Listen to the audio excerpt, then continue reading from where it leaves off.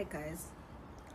So today I wanted to address something that I was talking about on Facebook, where um, certain people were addressing the issue of South Africans being lazy because they want to close their shops at a certain time, and then these foreigners are opening their tuck shops until late, and they saw this as a particular work ethic that shows that they are not lazy, and we as South Africans are very lazy.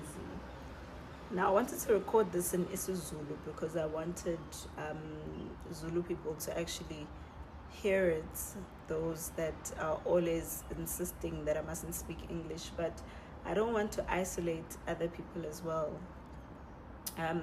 But I do feel like this message is very important, and it goes back to that particular thing of saying that people who are foreigners that are running tuck shops until a particular time are hard workers because we are lazy. You know, for the very longest time, I also didn't understand certain things because I took them at face value. You know, when you see these shops open forever, you think, wow, these people love working. Then you start noticing a trend and you realize, no man, this is not really about hard work. And what is going on is really not as good as we make it seem like it is. So here's where I'm going with this. We know that now there's a lot of human trafficking of Ethiopians and Somalians who are coming into the country, that they are placing in these different tuck shops, and then they play in Kabi to look after those shops because they know that should the community get angry, they've got certain people that they call to take out guns and try and kill these people. If you didn't know this, well, I'm telling you, this is how they protect their shops and make their businesses seem like they're thriving. They pay people to look after the shops. So there are South Africans who are benefiting from Somalians and Ethiopians running these shops because they pay them a certain amount to look after them. Now, with that being said, these shops, one, they thrive on human trafficking, so they fetch all these men from Ethiopia and Somalia to come here and run these shops in these different places, right? And one trend that we've seen, these men obviously have an idea that sleeping with young girls is a thing, so they end up raping them, etc., etc. And then on top of that, their shops don't close because now they've got into the business of selling drugs in those tuck shops. That's why you'll see a lot of young boys hanging around those tuck shops, or even girls now, you know, because it's become a hub for drugs. They're working with Nigerians most of the time to sell these drugs, and it's become a business. They're booming, and you must notice that they get even a trend with Malawians now being the assistants in these shops. They live in these shops with these human traffickers. And remember, the people that are benefiting from these tuck shops are not the ones working in the tuck shops. So the ones that are benefiting are the big kingpins of Somalia or Ethiopia, who apparently run this trafficking ring. So they would fetch them from Ethiopia and Somalia and they'd come here and they'd sell, but they're not the ones that are making money, because remember, these people live in this shop. They've got no life outside this shop, right? Now here's where I'm going with this. When people started criticizing South Africans for closing their shops at a certain time, it reminded me of why those shops were closed.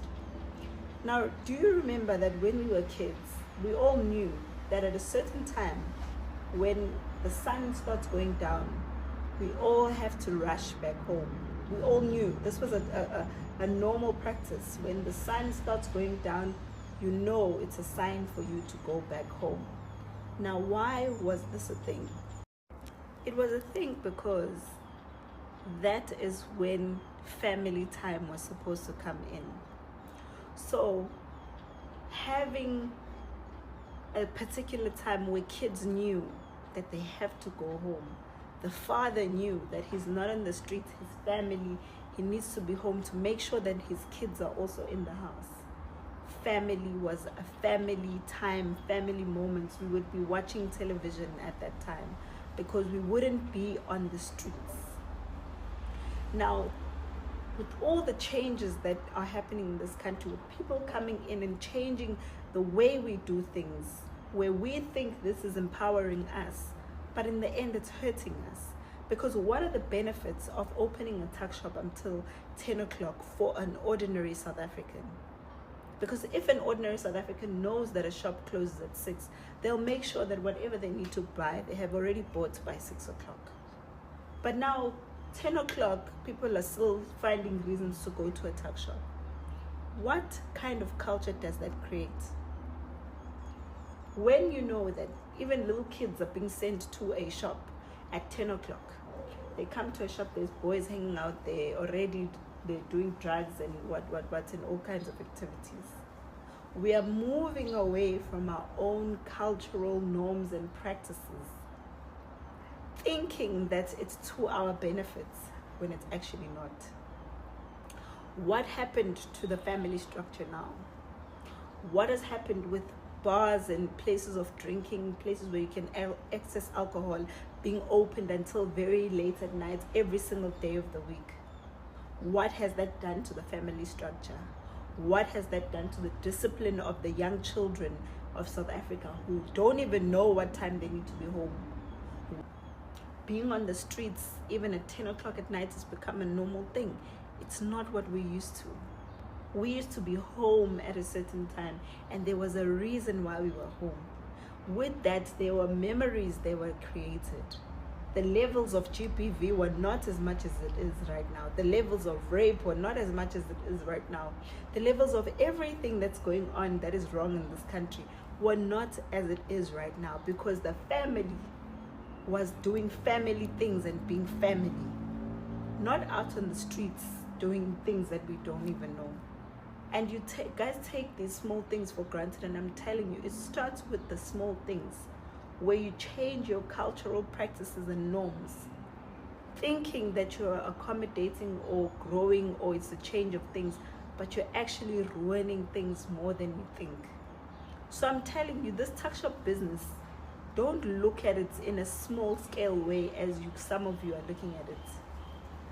I keep talking about our traditions, our cultures, our values, our economy when I talk about the influx of illegal immigrants. And I'm telling you, it's by no mistake. There is a design to it.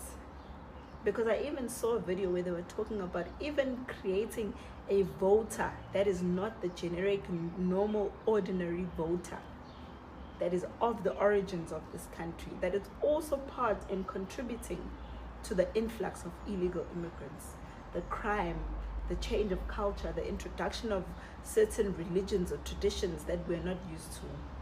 You guys need to think further than what you think. I'm going to record another video because I want this video to go back to the way that you guys think when it comes to this illegal immigration thing. And I know some of you are still going to say xenophobia. But one day it's going to land what I'm telling you to some people. That is not normal. It's not normal to be surrounded by people from all over in your own country, making you feel uncomfortable. It's not normal. Do not normalize it. Do not allow it. As South Africans, change your mindset. Change it and really become more aware of what the true meaning of an influx of illegal immigrants is to you, to your country, to the future of the country.